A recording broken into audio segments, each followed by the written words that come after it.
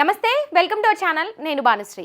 ఇక రేవంత్ రెడ్డి మీడియా ముఖంగా కూడా మాట్లాడుతూ మీడియా వాళ్ళ గురించి కూడా మాట్లాడడం జరిగింది. ఏదైతే నాకు పరిపాలన మీద పట్టు లేదంటూ కొందరు మీడియా మిత్రులు అంటూ కూడా ఇక ఆయన సరదాగా నవ్వుకుంటా కూడా చెప్తున్నారు. అంటే మీకు పరిపాలన మీద పట్టు లేదని ఒక సీరియస్గా చెప్తుంటే కూడా ఆయనకి అదేదో మజాక్ చేస్తున్నట్టో ఏదో సరదాగా చెప్తున్నట్టు కూడా ఆయన ఎక్కువ పెద్దగా ఏది కూడా సీరియస్ తీసుకున్నట్టే కనిపిస్తోంది ఈ మధ్యకాలంలో చూస్తే కనుక.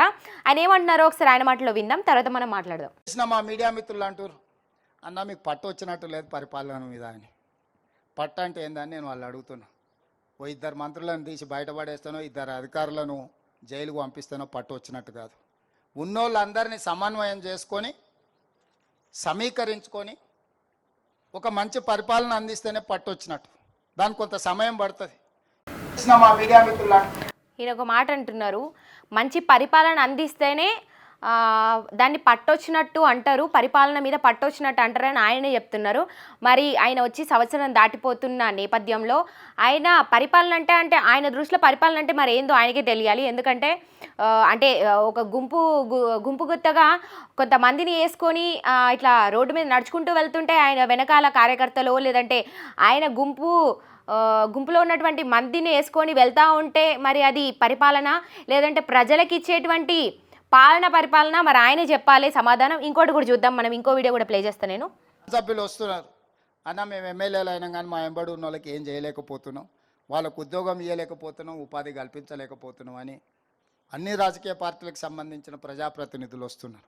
అందుకే ఈరోజు 5 లక్షల మందిని మన చుట్టూతో ఉండి చదువుకున్న వాళ్ళు ఉండి చైతన్యం ఉండి అర్హత ఉన్న వాళ్లకు 50,000 నుంచి 4 లక్షల వరకు స్వయం ఉపాధి పథకం కింద నిధులు మంజూరు చేయించడానికి, అర్హత కలిగిన వాళ్ళకి మంజూరు చేయించడానికి ఈరోజు 6,000 కోట్ల రూపాయలు. ఈయన ఒక మాట ఎప్పుడూ అంటుంటాడు, అర్హత కలిగిన వాళ్ళకే ఉద్యోగాలు ఇస్తా, అర్హత కలిగిన వాళ్ళనే తీసుకుంటా, అర్హత ఉన్న వాళ్ళకి అర్హత అని మాట్లాడుతాడు. అంటే అర్హత అంటే ఆయన ఉద్దేశంలో ఏందో నాకైతే అర్థమవుతలేదు. ఎందుకంటే ఇక్కడ నిరుద్యోగులు చాలామంది ఉన్నారు. నిన్ననో మొన్ననో ఆయన పెట్టినటువంటి సభలో కూడా ఒక సభలో ఏదైతే మహిళలు కళాకారులు కూడా చాలామంది మహిళలు చిన్నపిల్లలతో కూడా రావడం అయితే జరిగింది కుటుంబ సమేతంగా. అక్కడ కూడా ఆయనతోని కొద్దిపాటి 2 నిమిషాలు మాట్లాడడానికి కూడా వాళ్ళకి అక్కడ స్వేచ్ఛ లేకుండా పోయింది. అక్కడికి పోలీసులు కూడా వాళ్ళని అలో చేయనటువంటి పరిస్థితి ఏర్పడింది. ఈరోజు ఉద్యోగ కళాకారులు కావచ్చు, ఈరోజు నిరుద్యోగులు నిరుపేదలు చాలామంది ఉన్నారు. మరి వాళ్ళందరూ అర్హత కలిగిన వాళ్ళు కాదా? ఈయన సమాధానం చెప్పాల్సి ఉంది. ఎందుకంటే మరి ఈయన ఎవరిని దృష్టిలో పెట్టుకొని అర్హత కలిగిన వాళ్ళు అంటున్నారో మరి ఆయన సమాధానం చెప్తేనే ఒక క్లారిటీ వస్తుంది. ఎందుకంటే ఎవరైనా మాట్లాడితే ఆయన ఇప్పటికే చాలా సీరియస్గా ఉన్నాడు, ముఖ్యంగా యూట్యూబ్ జర్నలిస్టుల మీద. ఈ విషయం కూడా మనం మాట్లాడాలి ఖచ్చితంగా. ఎవరు వ్యతిరేకంగా మాట్లాడితే వాళ్ళని తీసుకుపోయి ఇచ్చేస్తా అడ్జేస్తా అని ఆయన చాలా గర్రుమంటున్నటువంటి పరిస్థితి అయితే ఏర్పడింది. కానీ వ్యతిరేకిస్తున్నారంటే మరి ఆయన పాలన ఏ విధంగా ఉంది చూసే ప్రజలు అంటున్నారే తప్ప ఎవరు కూడా ఆ హక్కు తీసుకొని ఎవరు మాట్లాడడం లేదు. ప్రజల నుంచి వస్తున్నటువంటి మాటలే అవన్నీ కూడా. నిరుద్యోగులు వచ్చి మాకు జాబులు ఇవ్వండి అంటున్నా కూడా పట్టించుకోవట్లేదు రేవంత్ రెడ్డి గారు అంటున్నారు. పక్క భూములు ఎండిపోతున్నాయి అని రైతన్నలు ఏడుస్తున్నటువంటి పరిస్థితి. మనం అది కూడా చూద్దాం, దాని గురించి కూడా మాట్లాడదాం. ముఖ్యంగా మహిళలకు ఇస్తున్నటువంటి ఉచిత పథకం కింద ఏదైతే 2,500 అని మాట్లాడిండు, దానికి కూడా అర్హులు అంటారు. మరి ఎవరు అర్హులు? మహిళలందరికీ అని చెప్పిరు. దాంట్లో ఎవరు అర్హులు ఎవరు అనర్హులు కూడా ఆయన చెప్పాల్సి ఉంటుంది ఖచ్చితంగా. అదేవిధంగా మహిళలకి ముఖ్యంగా మహిళా జర్నలిస్టులకి స్కూటీలు ఇస్తామని చెప్పిండు ఆనాడు అధికారంలోకి వచ్చినప్పుడు. ఏదైతే సంవత్సరం అవుతుంది, సంవత్సరంలో వచ్చిన కొత్తలో ఏం చెప్పిండు, రాకముందు ఆయన ఏదైతే పథకాలు పెట్టుకున్నారో ఆ మేనిఫెస్టోలో కూడా చెప్పడం జరిగింది. ఖచ్చితంగా జర్నలిస్టులకు కూడా మహిళా జర్నలిస్టులకి ఒక స్కూటీ ఇస్తామంటూ చెప్పారు.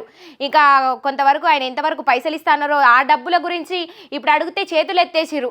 నిన్న కూడా ఒక సభలో కవిత గారు అడుగుతుంటే కూడా పొన్నం ప్రభాకర్ లేచి నాతో కాదని చేతులు ఎత్తేసినటువంటి పరిస్థితి ఈరోజు ఆ దుస్థితి కనిపిస్తోందంటే ఎంతవరకు మరి వీళ్ళ పాలన ఏ విధంగా ఉన్నది అన్నది కూడా ఇప్పుడు ప్రజల నుంచి అయితే బాగా వ్యతిరేకత వస్తోంది.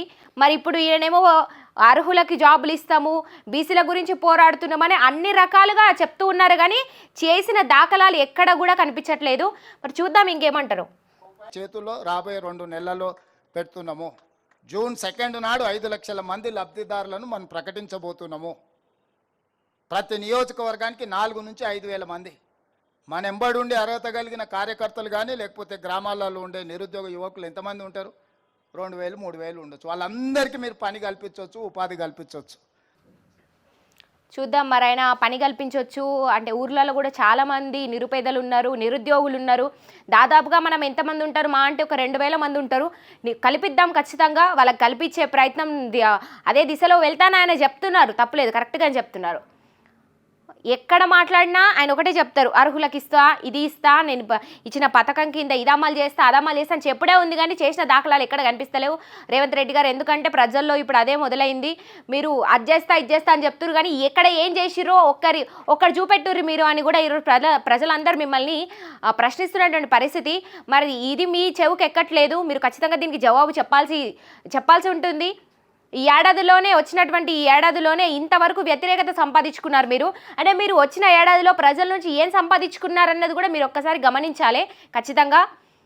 మరి ఇప్పుడు ఏదైతే చెప్తున్నారో ఆయన లబ్ధిదారులకు ఇచ్చేస్తా, అర్హులకు ఇచ్చేస్తా, నిరుద్యోగులకు జాబులు ఇస్తా అని ఏదైతే చెప్తున్నారో, మహిళలు అయితే గోవింద అని చెప్పారు.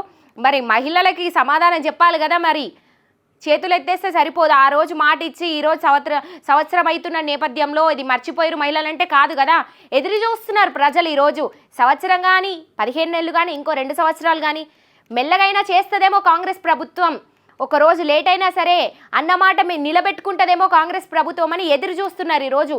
మహిళలు కావచ్చు, రైతులు కావచ్చు, ప్రతి ఒక్కరు కూడా, నిరుద్యోగులు కావచ్చు, ప్రతి ఒక్కరు కూడా ఎదురు చూస్తున్నారు ఈరోజు. ఏనాటికైనా చేస్తుంది కాంగ్రెస్ ప్రభుత్వం అని ఇంకా కూడా కొంతపాటి నమ్మకం పెట్టుకున్నారు మీ మీద. మరి ఏం చేస్తారో చూద్దాం. మీరు అన్నీ చెప్తున్నారు, మరి ఇంకా ఎన్ని రోజులు పడుతుందో మరి మీ పథకాలు నెరవేర్చడానికి చూడాల్సినటువంటి అవసరం ఉంది. ప్రజలు చూస్తున్నారు, మరి మీరు ప్రజలకి కూడా సమాధానం చెప్పాల్సినటువంటి అవసరం, బాధ్యత కూడా మీ మీద ఉంది. చూద్దాం అది రేవంత్ రెడ్డి గారు చెప్పినట్టుగా ఏం చేయబోతున్నారు, ఏం చేస్తారు చూడాలి ఖచ్చితంగా. ఇవన్నీ తెలుసుకోవాలంటే కూడా ఖచ్చితంగా వేచి చూడాల్సిందే. చూస్తూనే ఉండండి మరిన్ని అప్డేట్స్ కోసం సీఎం టుడే.